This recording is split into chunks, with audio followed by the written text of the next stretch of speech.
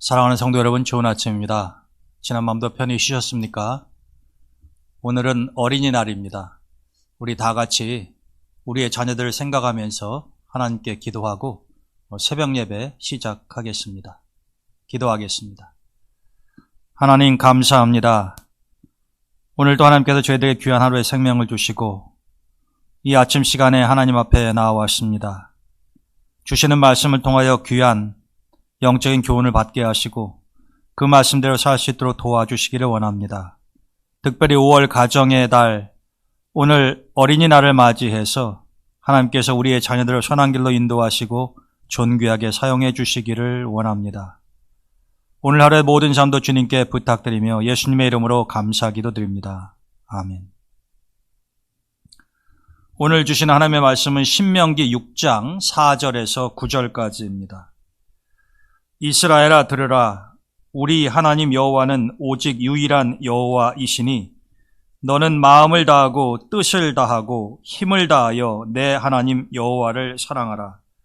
오늘 내가 네게 명하는 이 말씀을 너는 마음에 새기고 내 자녀에게 부지런히 가르치며 집에 앉았을 때에든지 길을 갈 때에든지 누워있을 때에든지 일어날 때에든지 이 말씀을 강론할 것이며 너는 또 그것을 내 손목에 매어 기호를 삼으며 내 미간에 붙여 표로 삼고 또 내 집 문설주와 바깥문에 기록할지니라. 아멘. 오늘은 어린이날입니다. 여러분들 아시는 것처럼 5월은 가정의 달이라서 어린이주일 또 어버이주일 등이 있습니다마는 오늘은 특별히 우리가 어린이날을 맞이해서 하나님께서 우리 자녀들에 대해서 어떻게 말씀하고 계신가 하는 것을 살펴보면서 같이 은혜를 나누고자 합니다. 요즘은 좋은 부모님들을 만나지 못해서 어린 자녀들이 참 순환을 겪는 시대가 아닌가 생각을 합니다. 한편으로는 참 개탄스럽게 그지없는 현상들이 요즘 우리 사회에서 빈번히 발생하고 있습니다. 여러분이 잘 아시는 얼마 전에 있었던 그 정인이라고 하는 어린 생명을 포함해서 우리가 시시때때로 TV를 보고 언론을 접하게 되면은 부모들이 자녀들을 학대를 하거나 또 죽음에 이르게까지 하는 그런 엄청난 일들을 우리가 목격을 하게 됩니다. 어떻게 하다가 세상이 이렇게까지 타락하고 변질되었는가 하는 생각도 해보게 됩니다.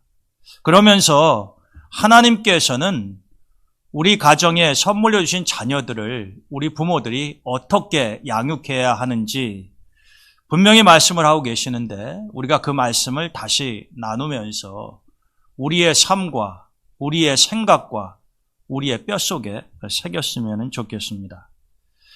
시편 기자는 시편 127편 3절에서 이렇게 이야기를 합니다. 자식들은 여호와의 기업이요 태의 열매는 그의 상급이로다.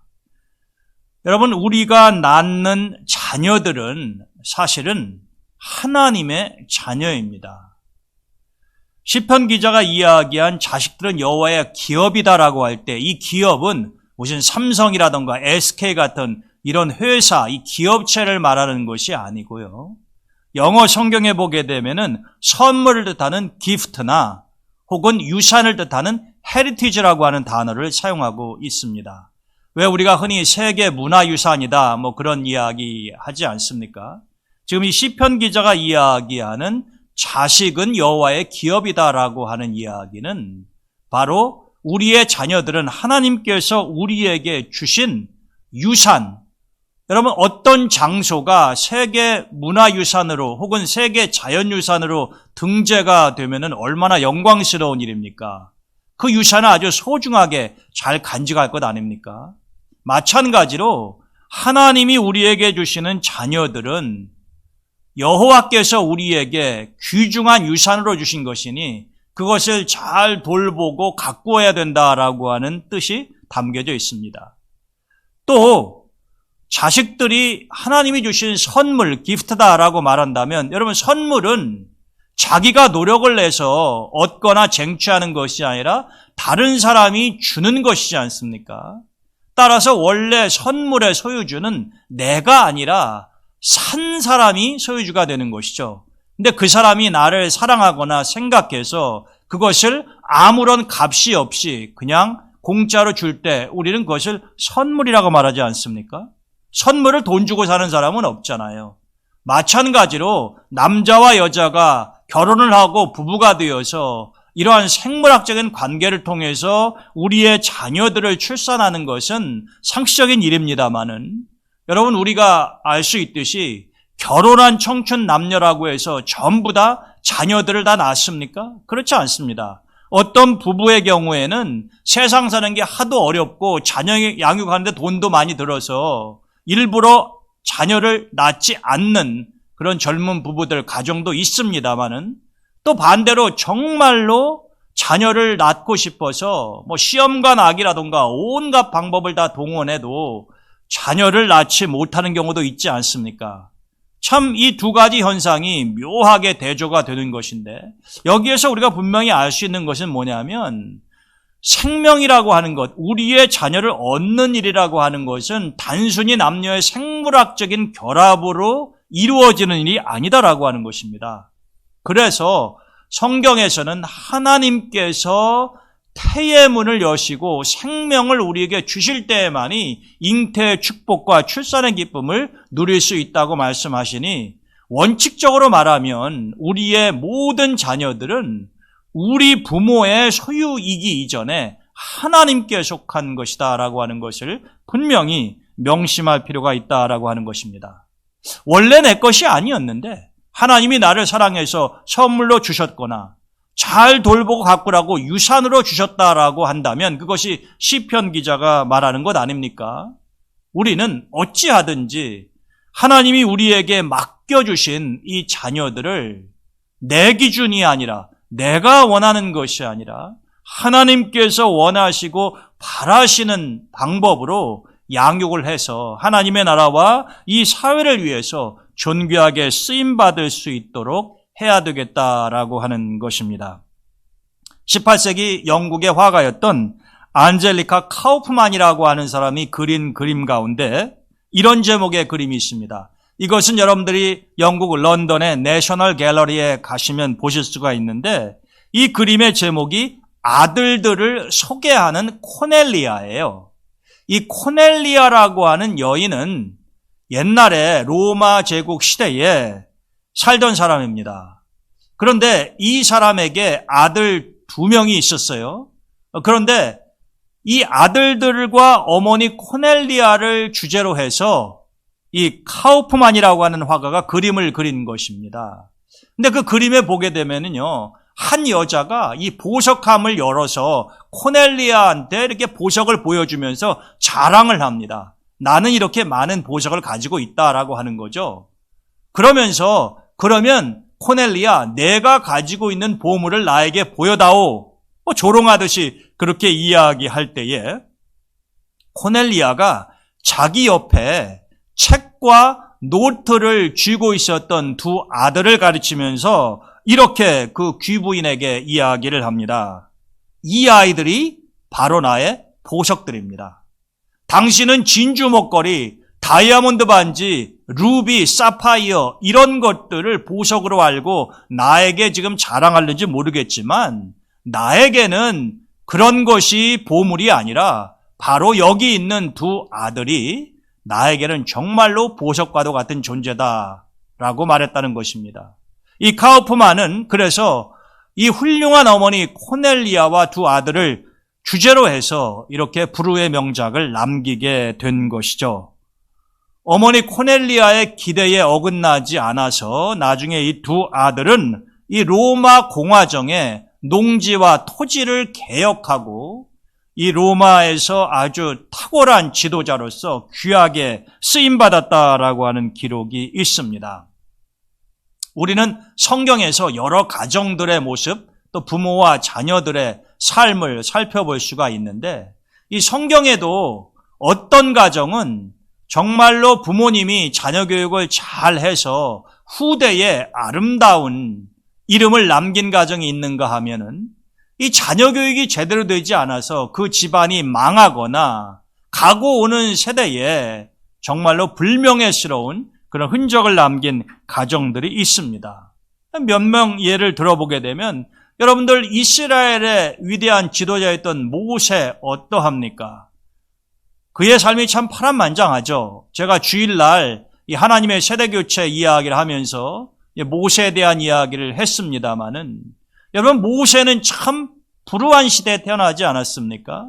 이스라엘 공동체가 거의 노예처럼 살면서 이 모세가 태어났을 때에 자칫 잘못하면 죽을 수밖에 없는 운명에 처하지 않습니까? 그런데 하나님의 도우심과 은혜 가운데 그가 40년을 이집트의 왕자로 잘 성장을 하게 되죠. 그런데 어느 날 자기의 동족인 히브리 사람들이 서로 싸우는 것을 보고 애굽 사람을 죽이고 난 후에 이제 미디안 광야로 도망가는 신세가 되지 않습니까? 여러분 모세는 바로의 공주의 아들로 이집트의 왕자였기 때문에 히브리 사람들이 아무리 동족이라고 하더라도 그들이 싸우는 일에 관여하거나 개입해서 스스로 화를 자초할 일이 없는 것 아닙니까? 그렇지만 모세는 부모님을 통해서 어머니 요게벳, 아버지 아므람, 그리고 또 형 아론과 누나를 통해서 배운 게 있었겠죠. 그리고 모세는 자기 동족에 대한 사랑을 가지고 있지 않았습니까? 그것이 바로 어렸을 때부터 어머니였지만 유모로서 아들 모세를 키워왔던 어머니 요게벳의 영향력이 절대적이었을 거라고 생각을 합니다. 그렇게 자랐었던 모세가 훗날 하나님에게 부르심을 받아서 이스라엘 공동체 위대한 지도자로 세움을 입지 않습니까? 모세의 부모님이 어떻게 그를 교육시켰는가라고 하는 것이 직접적으로 성경에 나와 있지는 않지만 우리는 모세의 부모님 즉 아므람과 요게벳이 없는 모세를 생각하기 어렵다라고 하는 것입니다. 요셉은 어떠합니까? 여러분 요셉은 어린 나이에 어머니가 동생을 낳고 죽지 않았습니까? 아버지 야곱이 사랑했겠지만 다른 이복 형제들과 또 이복 어머니 다른 그 어머니들 사이에서 이 요셉이 얼마나 눈칫밥을 먹으면서 성장을 했겠어요. 이 심성이 삐뚤어지고 우울증에 걸린다거나 여러 가지 돌발 변수가 많은 상황에서 요셉이 성장하지 않았습니까? 더군다나 17살의 나이에 정말로 이집트에까지 노예로 팔려오는 그런 신세가 되었으니 얼마나 기구합니까? 그러나 성경은 무엇을 증언합니까? 요셉이 비록 이집트의 노예로 팔려왔으나 그는 어디에서든 여호와 하나님에 대한 신앙을 공개적으로 고백하지 않습니까? 그리고 죄악된 길로 가지 않죠. 여러분 이게 참 신기할 정도입니다. 어떻게 그런 10대 나이에 요셉처럼 행동할 수가 있었느냐 말입니다. 그래서 하나님은 요셉을 미스터 형통으로 만들었죠. 하는 일마다 하나님이 형통케 해주셨다 이렇게 이야기합니다. 요셉이 똑똑하고 잘나서 형통한 것이 아니라 성경은 하나님 앞에 올바른 믿음을 가지고 어떤 상황 가운데서도 하나님께서 죄라고 이야기하는 것을 행하지 아니하며 온갖 억울한 누명을 뒤집어 쓰고 힘든 상황 가운데서도 하나님을 바라보았던 요셉을 하나님이 형통케 하셨다는 것 아닙니까? 요셉이 그러한 여호와에 대한 믿음을 어디에서 배울 수 있었을까요? 분명히 어머니 라헬에게서는 아닐 겁니다. 라헬은 일찍 세상을 떠났기 때문에. 그러면 아버지 야곱에게서 배웠을 가능성이 높지 않습니까? 분명한 사실은 그가 10대 어렸을 때부터 쭉 배웠었던 자신의 여호와 하나님에 대한 믿음을 가지고 그는 일생을 승리의 삶을 살아왔다라고 하는 것입니다. 그에게 어려운 환난과 역경이 없었다는 것이 아니에요.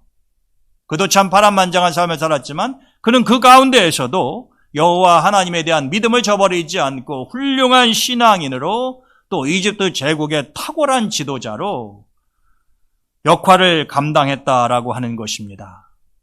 디모데는 어떠합니까? 디모데의 아버지는 그리스 사람으로 알려져 있지만 우리는 그에 대해서 아는 바가 전혀 없습니다.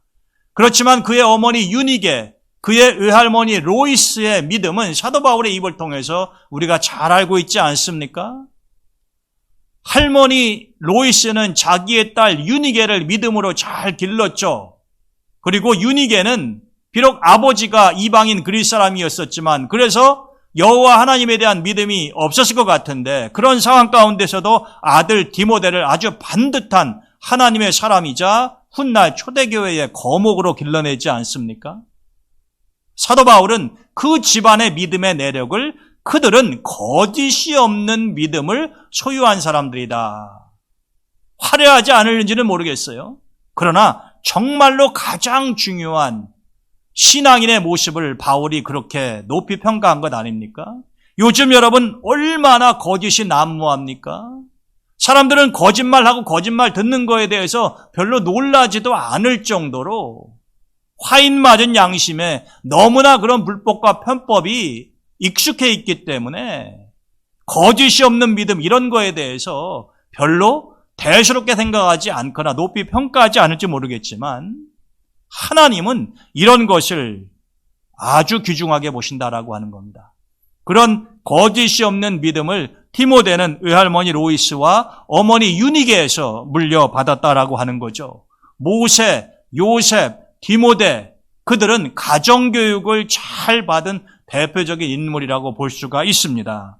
반면에 제가 주일날도 잠깐 언급했습니다마는 엘리는 이스라엘 공동체의 제사장이었었지만은 제대로 준비도 안 되고 자격도 없는 자기의 두 아들을 제사장으로 만들었습니다. 그렇게 하면은 안 되는 것이죠. 근데 엘리가 이 자녀 교육을 잘못 시켜서 하나님을 만홀히 여기고 백성들의 제사를 업신여기고 좋은 것은 자기들이 다 취하는 악행을 저지르지 않습니까? 그래서 결국 하나님에게 죽임을 당하죠. 엘리의 실패한 자녀 교육의 예를 우리가 볼 수 있다라고 하는 것입니다. 다음 세대가 잘못되는데 그 집안이, 그 공동체가 오랫동안 남아있을 수 있는 확률은 없는 것 아닙니까? 그래서 엘리의 집안이 망하고 말죠. 사무엘도 마찬가지 아닙니까? 정말로 사무엘 본인만 보면 너무나도 믿음이 좋고 탁월한 하나님의 종이었었지만은 그가 자기의 두 아들을 자격이 되지도 않는데 사사로 삼았을 때 그들이 브엘세바에서 사사 역할을 하면서 백성들에게 뇌물을 받아 재판을 굽게 하고 정의를 올바로 세우지 못했다라고 하는 것입니다. 이것이 원인이 되어서 이스라엘 백성들은 사무엘에게 우리에게도 당신의 아들들이 아닌 다른 나라처럼 왕을 세워달라고 이야기하지 않습니까? 이제는 사무엘이 나이가 많아서 더 이상 이스라엘 공동체를 지도하기가 어렵단 말입니다. 그런 가운데서 아들들이 잘해주었으면 아버지 사무엘도 얼마나 마음이 편하고 기뻤겠습니까? 근데 안타깝게도 그 위대한 사무엘의 자식들은 아버지보다 훨씬 더 못했다라고 하는 거죠. 흥미로운 사실은 성경의 말입니다. 이 사무엘의 아내에 대한 이야기가 전혀 나오지를 않아요. 보통 자녀들은 아버지보다도 어머니의 영향을 더 많이 받는다라고 이야기하지 않습니까? 그것을 감안한다고 하면 어찌 보면 이렇게 훌륭한 아버지 사무엘 밑에서 이런 망나니 같은 이 두 아들이 생겨난다고 하는 것이 좀 의아스럽잖아요. 그러면서 자연스럽게 사무엘의 아내이자 이 두 아들의 어머니는 도대체 어떤 여인이었을까 궁금합니다. 그 어머니가 이 두 아들을 제대로 양육하지 못해서 사무엘에게까지 이렇게 화가 되고 얼굴에 먹칠을 하는 일이 혹시 발생한 것은 아닐까 하는 그런 안타까운 생각을 해보게 된다라고 하는 것이죠. 아버지가 위대하다고 해서 자식들이 자동적으로 뛰어나지는 않지 않습니까? 안타까운 일이죠. 훌륭한 아버지, 부모님을 두었음에도 불구하고 자녀들이 그것을 이어받지 못할 때 말입니다. 그러나 성경은 가감이 없이 아무리 위대한 사람이라고 하더라도 자녀 교육에 실패한 예로서 엘리와 사무엘 같은 인물을 등장시키고 있다라고 하는 것입니다. 오늘 본문의 말씀을 보면 모세가 요압 평지에 있는 이스라엘 백성들, 곧 요단을 건너 가나안으로 들어갈 이스라엘 백성들에게 하는 말 아닙니까? 너희들은 어떻게 하라고 이야기합니까? 먼저 이스라엘아 들으라. 너희들이 마음을 다하고 뜻을 다하고 힘을 다하여 내 하나님 여호와를 사랑하라. 이게 기성세대 부모들에게 이야기하는 것이죠. 그리고 내 자녀에게 부지런히 가르치며 집에 앉았을 때든지 길을 갈 때든지 누워있을 때든지 일어날 때든지 이 말씀을 강론하라. 즉 기회만 있으면 하나님 말씀을 가르치라는 것 아닙니까? 여러분, 우리가 자녀가 되었던 타인이 되었던 누구에겐가 무엇을 가르치려고 하면요, 내가 그것을 알아야 되는 거죠. 그렇기 때문에 모세는 이 기성세대 부모님들에게 너희들이 먼저 온 힘과 정성을 다해서 여호와 하나님을 사랑하고 하나님 말씀을 잘 배우고 그것을 내 자녀들에게 가르치되 부지런히 가르치라고 말씀하는 겁니다. 게으르지 말라라고 하는 것이죠. 또 너는 하나님 말씀을 잊지 아니하도록 내 손목에 매어 기호로 삼고 문설주와 바깥문에도 기록할지니라. 즉 하나님 말씀을 떠나서는 살지도 말고 또 자녀들에게 하나님 말씀을 가르치는 것을 소홀히 해서도 안 된다고 모세가 이야기하는 것 아닙니까? 오늘 이 본문의 말씀을 통해서 우리가 배울 수 있는 것은 첫째, 부모는 자녀의 본이 되어야 된다라고 하는 것입니다. 이것은 만고불변의 법칙이에요.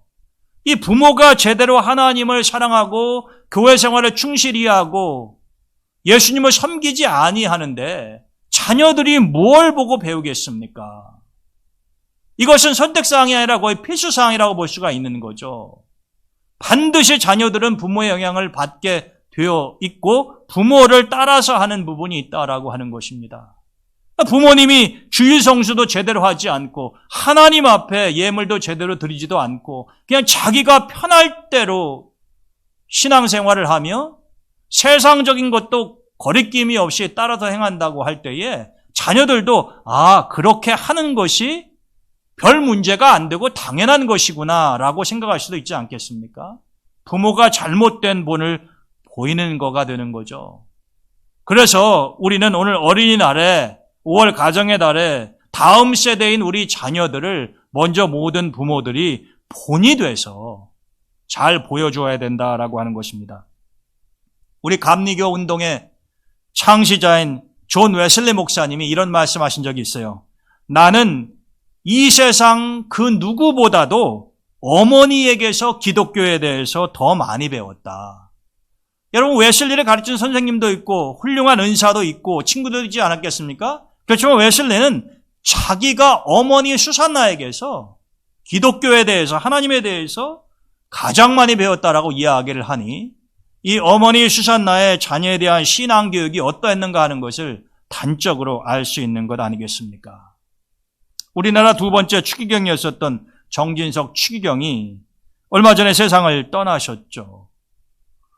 그분은 원래 전쟁통에 서울대학교에서 공학을 전공하던 분이었다고 합니다.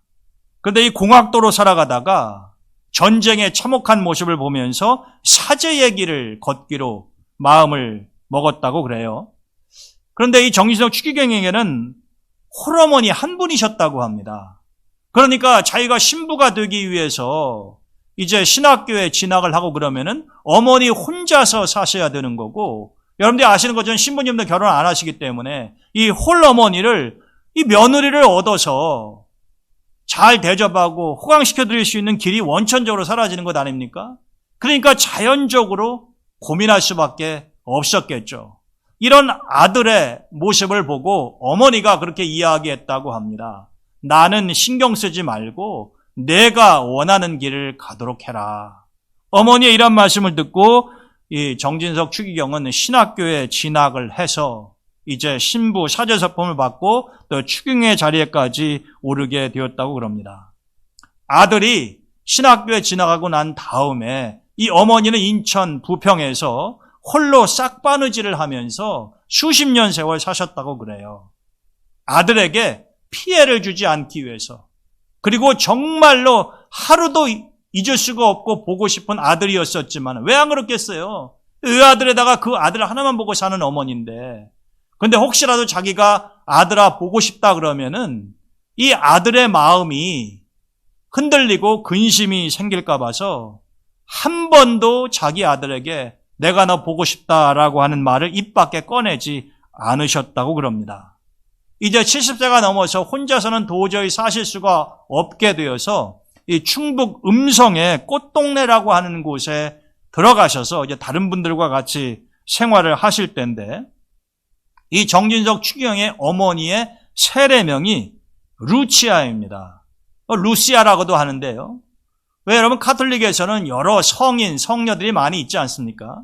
근데 이 루시아라고 하는 사람은 로마 시대 때에 하나님의 말씀, 이 복음을 증거하고 자기의 믿음을 지키다가 이 두 눈이 뽑혀서 순교를 당한 여인이었어요.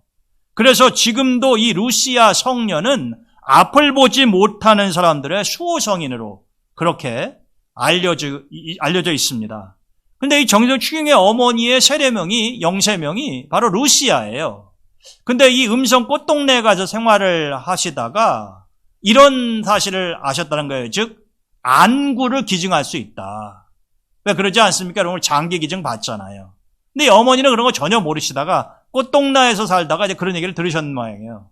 그래서 한 번은 아들이 왔을 때에, 얘야, 사람이 죽으면서도 다른 사람을 도울 수 있는 방법이 있다는 것을 내가 알았다. 그래서 내가 죽으면 내 안구를 기증하는 서약을 했다. 이렇게 이야기를 했다고 그래요. 여러분, 자기의 영세명하고 정말 딱 맞는 거죠. 믿겨지지 않는 이야기입니다만 훗날 어머니가 돌아가시고 안구를 기증했으니까 안구를 적출, 뽑아내야 되는 것 아닙니까? 근데 그 과정이 참 보기에 어렵겠죠. 끔찍할 수도 있지 않습니까? 근데 이 정진석 추기경은 이 어머니 안구 적출을 주변에서 말렸음에도 불구하고 옆에서 다 지켜보았다고 그럽니다. 그런데 얼마 전 이분이 세상을 떠나시면서 자신의 안구도 기증하고 가지 않으셨습니까? 그 어머니의 그 아들인 거죠. 추기경이라고 하는 직책은, 높은 자리는 전혀 중요하지 않다라고 하는 것입니다. 어머니가 정말로 훌륭한 아들의 본이 되었고, 또 이 아들은 어머니의 그러한 신앙과 모습을 보면서 어머니가 가셨던 길을 그대로 따라간 것 아닙니까? 정진석 추기경이 돌아가시기 전에 한 기자와의 인터뷰에서 이러한 질문을 받았다고 해요. 만일 천국에 가서 어머니를 뵈면 뭐라고 말씀하시고 싶으십니까? 그랬더니 정추기경이 만일 엄마를 만난다면, 90이 다 돼도 엄마는 영원히 엄마예요. 어머니라고 하는 말보다도 엄마라고 하는 말이 사실 우리에게는 더 친근하고 익숙하지 않습니까? 내가 어머니를 만난다면 아니라 내가 엄마를 만난다면 절을 하고 싶어요. 끝없이 수도 없이 말입니다. 감동적인 이야기와 일생이 아닐 수 없습니다. 오늘 하나님께서는 우리에게 모세입을 통해서 먼저 부모가 본이 되고 또 말씀 중심의 가정이 되어야 된다라는 것을 강조해서 말씀하십니다. 말씀을 오직했으면 문설주와 바깥문에까지 기록하라고 명령하셨겠습니까? 마지막으로 우리는 자녀의 일생을 하나님에게 맡기는 지혜가 있어야 됩니다. 그런 면에 있어서 한나는 더할 수 없이 훌륭한 본이 되는 거죠. 한나가 서원에서 얻은 아들 사무엘을 약속대로 하나님 앞에 드리면서 뭘 하기도 합니까? 하나님, 내가 내 아들 사무엘의 일생을 하나님께 드리니 하나님께서 잘 길러주십시오. 그렇다고 해서 한나가 육신의 어머니로서의 역할을 제대로 하지 않은 것 아닙니다. 매년 때가 되면 음식도 옷도 준비를 해서 사무엘에게 올라가지 않았습니까? 그렇지만 기본적으로 그는 자식, 아들 사무엘의 일생이 하나님의 손에 달려있고 자기가 키우는 것보다 하나님이 더 잘해 주실 거라고 하는 것을 확신했다라고 하는 거죠. 아무리 내가 낳은 자식이라고 하더라도 내 마음대로 할 수 없는 것 아닙니까? 여러분도 아마 그 기사를 접하셨을 겁니다만 얼마 전에 22살 된 청년 의대생이 한강에서 친구와 같이 술을 먹고 새벽에 실종됐다가 시신으로 발견되지 않았습니까? 아버지 50세밖에 안 됐더라고요. 젊으시잖아요.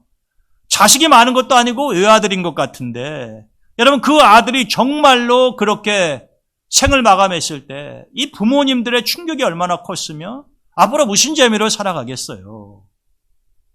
그리고 다른 사람들은 정말 꿈에도 그리고 들어가기도 어렵다는 의대까지 진학을 했으니 이 아들이 부모님들에게는 얼마나 큰 자랑거리가 됐겠느냐 말입니다.